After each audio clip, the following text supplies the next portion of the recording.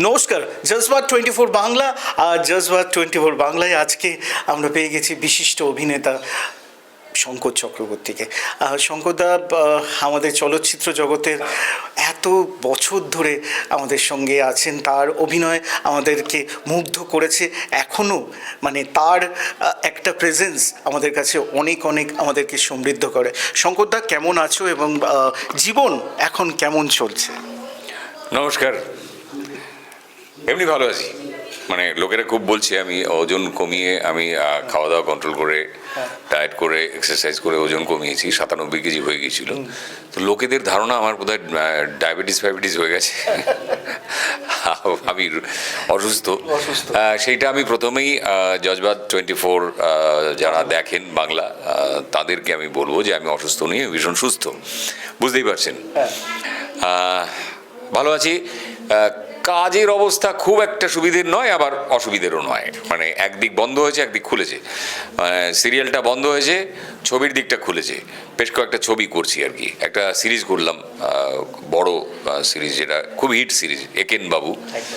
এবং গত বছরের সবচেয়ে বড় হিট যেটা ভাস্কর বললেন, সেটা হচ্ছে যে বেনারসে একেন। সবচেয়ে বড় হিট ছবি একেনের ছবি যেটা হয়েছিল সেটা সবচেয়ে বড় হিট, এই আর কি।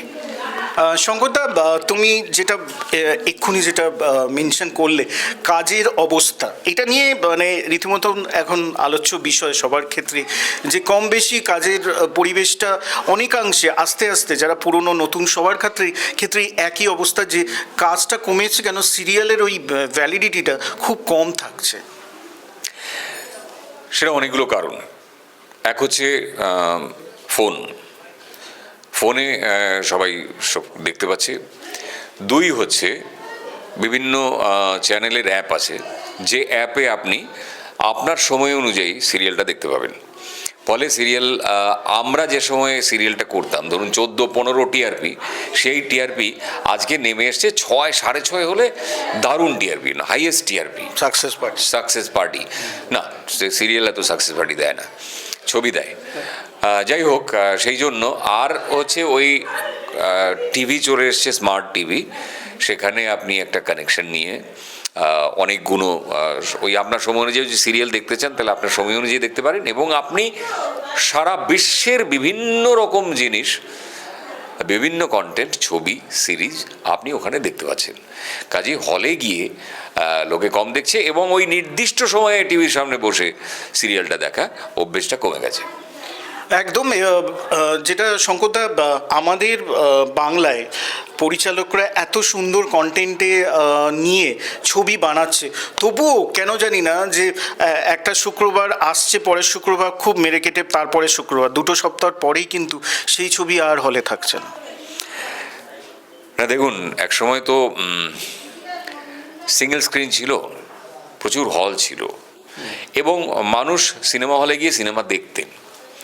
সিনেমা না দেখার অভ্যেস কিন্তু টেলিভিশন প্রথম যেটা হলো, এফেক্ট করলো সিনেমাকে, সেটা হচ্ছে টেলিভিশন। তারপরে এটা আমেরিকাতেও হয়েছিল, ছবি হলে গিয়ে দেখছিলেন না, কিন্তু তারপরে ওরা লার্জার দ্যান লাইফ ছবি তৈরি করতে শুরু করলেন। কিন্তু আমাদের যেটা বাংলায় হয়েছে, আমাদের আগে 40 দিনের শিডিউল থাকতো একটা ছবির। মানে আমি, যারা পুরনো ছবি করতেন, তনুবাবু বলুন, তপন সিনহা বলুন, বা আরও যারা ছবি, অজয় কর বলুন, দীনেন গুপ্ত বলুন, যারাই মানে ছবি করেছেন, এরপরে পরবর্তীকালে অঞ্জন চৌধুরী বা আরও যারা ছবি করেছেন, ঋতুপর্ণ ঘোষ অন্যরকম ছবি করেছেন। আমি কাজ করেছি, ঋতুপর্ণর সঙ্গে কাজ করেছি, বুদ্ধদেব দাশগুপ্তর সঙ্গে কাজ করেছি। তো এরা ছবি অন্যভাবে বানাতেন।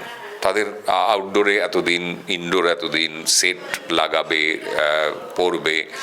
এখন সেটা 12 দিনে শ্যুট হয়ে যাচ্ছে। তো 12 দিনে শুটিং করতে গেলে বুঝতেই পারছেন, একটা হচ্ছে আর্টিস্টের ওপরে এবং টেকনিশিয়ানদের ওপরে সাংঘাতিক চাপ হয়। এই সকাল থেকে আরম্ভ করে রাত্রি 3টে-4টে অবধি শুটিং করে, আবার আমি পরের দিন 4 ঘন্টা 5 ঘন্টা পরেই আবার আমি শুটিং করতে যাচ্ছি। তাতে ভালো কাজ হয় না। আর বাজেট কমতে কমতে ওইখানে চলে এসছে, যেখানে অন্য জায়গায় সাউথে অবশ্য আরেকটা জিনিস আছে, যে ফিল্ম গোয়ার, মানে সিনেমা দেখার একটা অভ্যেস আছে সাউথের লোকেদের। আমি নিজে বলছি, আমি হায়দ্রাবাদে শুটিং করছিলাম অনেকদিন আগে, তেলেগু ছবি থেকে বাংলা ছবি করা হচ্ছিল, মানে তেলেগু গল্প নিয়ে আর কি, সেই একই গল্প বাংলাতে হচ্ছিল। একবার জিতের সঙ্গে করেছি, আরেকবার আমি রিয়াজ পূর্ণিমা বলে বাংলাদেশের ওরা হিরোইন ছিল, আমরা এখানকার বাকি ছিলাম। ওখানে আমি দেখেছি, আমরা যখন ওই জিতকে নিয়ে যে ছবিটা করছিলাম, সত্যম বলে একটা ছবি থেকে করা হয়েছিল ছবিটা, তো সেই ছবিটা সময় যুবা রিলিজ করলো, হিন্দি রিলিজ করলো, তেলেগু রিলিজ করলো। অভিষেক বচ্চন, হ্যাঁ, অভিষেক হিন্দি, বাট তেলেগু আর্টিস্টরা তেলেগু ছবিটা করলেন। আমরা হিন্দি ছবিটা দেখেছিলাম, টিকিট পাওয়া যাচ্ছিল, পাশের তেলেগুটা টিকিট পাওয়া যাচ্ছিল না, কারণ ওদের আর্টিস্টের ছবি ওরা দেখছিলেন তেলেগুতে। আমাদের ঠিক উল্টো হয়, আমরা বাংলা সিনেমা দেখতে যাচ্ছি বলতে লজ্জা পাই, হিন্দি দেখছি, তেলেগু দেখছি, মালায়ালাম দেখছি, কারণ হিন্দিতে বেরিয়ে গেছে, সেগুলো হয়ে যাচ্ছে, রিলিজ করছে, সেগুলো দেখছি। যাই হোক, ওদের একটা নিজস্ব দর্শক আছে, আমাদের আসলে দর্শক কমে গেছে, তার বিভিন্ন কারণ আছে। আগের মতো কন্টেন্টও হয়তো পাচ্ছেন না, সেটা একটা কারণ হতে পারে, টেলিভিশন একটা কারণ হতে পারে, স্মার্টফোন এবং স্মার্ট টিভি, এতগুলো কারণ আছে।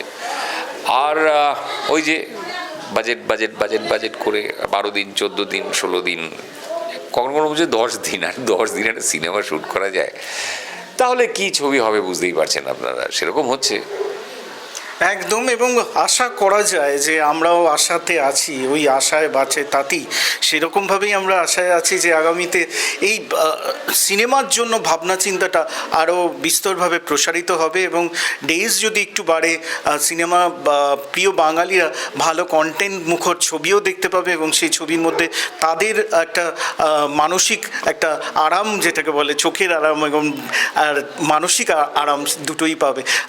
তুমি যেহেতু দাদা এক্ষুনি বললে ঋতুপর্ণ ঘোষের কথা, মহান চিত্র পরিচালক, আজ আমাদের মধ্যে নেই, একটু দু চারটে কথা তার জন্য যদি বলো, যে তার সঙ্গে কাজের যদি অভিজ্ঞতা একটু শেয়ার করো। দেখো, ঋতুর সঙ্গে আমি অনেকগুলো কাজ করেছি। আমি টেলিফিল্ম করেছি প্রায় 3-4টে ছবি করেছি, একটা সিরিয়াল করেছি 52 এপিসোড বলে একটা সিরিয়াল, খুব হিট ছিল এক সময়। ও অন্য মানুষ ছিল, লেখাটা এত সুন্দর ছিল না, তাড়াতাড়ি চলে গেল। লেখার হাতটা ভীষণ ভালো ছিল, শুটিংও করতো খুব সুন্দর, জমিয়ে কাজ করতো। বুদ্ধদেব বাবুর সঙ্গে আমি 3টে ছবি করেছি। ছবি মানে কবিতা হয়ে উঠতো বুদ্ধবাবুর ছবিতে। তো এদের সঙ্গে কাজ করেছি, আজকেও যারা কাজ করেছি, আমি রিসেন্টলি একজনের সঙ্গে কাজ করলাম, দুজনের সঙ্গে 2টো ছবি করেছি।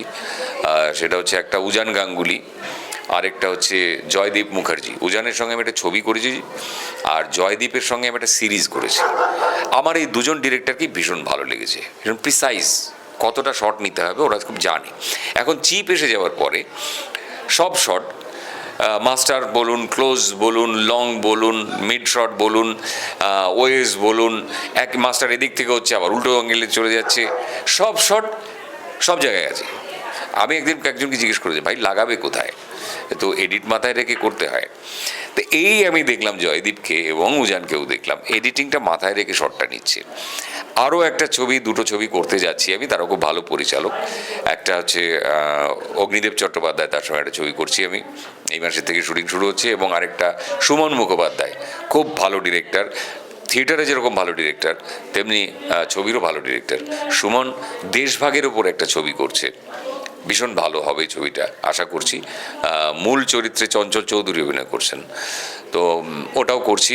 আরও একটা ছবি করার কথা, আমি জানি না, ডেট নিয়ে একটু হরকাহরকি চলছে।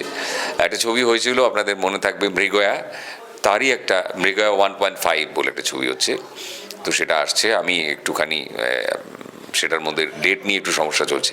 যাই হোক, আশা করছি মিটে যাবে। আপনারা ভালো থাকবেন। আর সিরিয়ালে যেটা হয়েছে, আমাদের টাকা কমাতে বলছি। যা টাকা আমি 7 বছর 8 বছর আগে নিতাম, তার থেকে টাকা কম নিতে বলছি। সেটা চাইলেও কীরকম একটা অবাক হয়ে যাচ্ছে। কাজেই টাকাও কমাবো, তারপরে একটা সিরিয়াল শুরু হওয়ার পরে এই 10 দিন 12 দিন, প্রথমে বললো 24 দিন লাগবে, তারপরে দেখছি সেটা 7 দিনে দাঁড়িয়ে যাচ্ছে, পেটে টান পড়ে যাচ্ছে, এইটা মুশকিল হচ্ছে।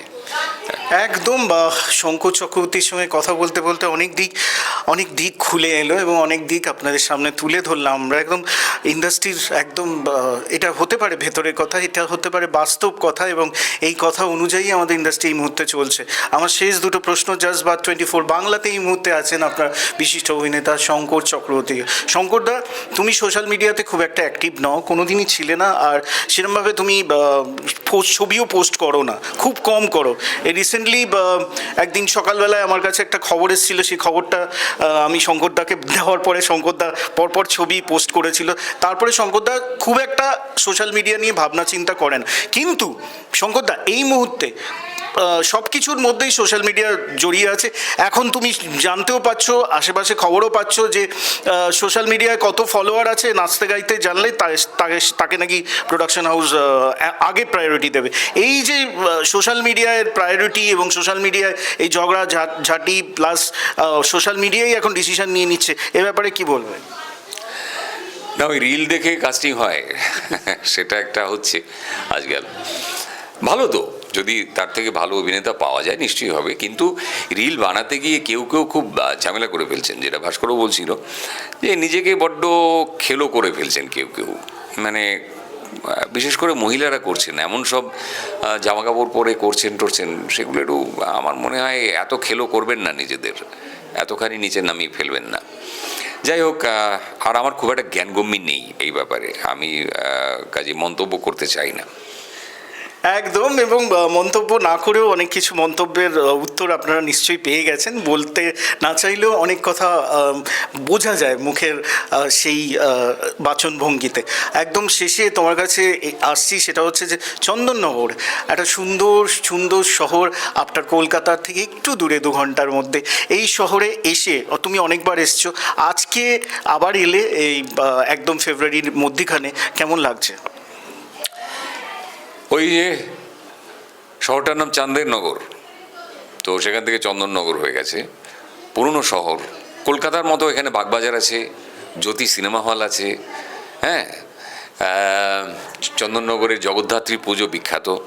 আমি এসছি একসময়, আমরা 3 বন্ধু ছিলাম, আমরা শ্যামনগর নামতাম, আমি খড়দাতে থাকতাম, শ্যামনগর স্টেশনে নেমে খেয়া পার হয়ে এপারে চলে আসতাম, তারপর সারা রাত ধরে চন্দননগরে হেঁটে ঠাকুর দেখেছি। তো সেইটা ভীষণ মনে পড়ে। আজকে এসছি এই যে গঙ্গার পাড়ে, ওই যেখানে বিসর্জনটা হয়, স্ট্যান্ড যেটাকে বলে, ওই জায়গাটা খুব সুন্দর, এত সুন্দর করে সাজানো, ওখানে সময় কেটে যায় অনেকটা।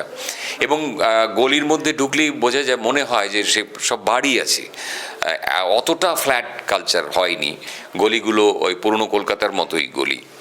তো সেখানে ভীষণ ভালো, এবং সেখানে আজকে এসছি প্রসাদী হেঁসেলে, আমাদের ম্যাডাম মধুমিতা ভট্টাচার্যের এখানে এসছি আমরা। উনি প্রসাদ তৈরি করেন আর কি, বিভিন্ন জায়গায় প্রসাদ, ওনার তৈরি প্রসাদ যায়, বিভিন্ন মণ্ডপে পুজো হয়। তো এসে খুব ভালো লাগছে। এখানে শিব পুজো, শিবমূর্তি প্রতিষ্ঠা হচ্ছে, কালকে শিব পুজো, শিবরাত্রি। আপনারা সবাই ভালো থাকবেন, আসুন এখানে, ভালো লাগছে, ভীষণ ভালো লাগছে। একদম, আমাদেরও ভীষণ ভালো লাগছে। ওপারে যারা আপনারা আছেন, জজবাত 24 বাংলা, আর গুটি পায়ে আমরা 1 মিলিয়ন দর্শকের কাছে পৌঁছে গেছি। তো শঙ্করদা, আমার দর্শকদের যারা ওপারে রয়েছে তাদের জন্য একটা যদি শুভেচ্ছা বার্তা তোমার তরফ থেকে পাই, 1 মিলিয়ন আমরা ক্রস করে গেছি। জজবাত 24 বাংলা যারা দেখেন তারা সবাই ভালো থাকবেন, আনন্দে থাকবেন। আপনারা ভালো থাকুন আর এই চ্যানেলের পাশে থাকুন। একদম, এবং যেতে এইটুকুই বলবো, ভালো থাকবেন, সুস্থ থাকবেন এবং সঙ্গে রাখবেন জজবাত বাংলা 24। Thank you.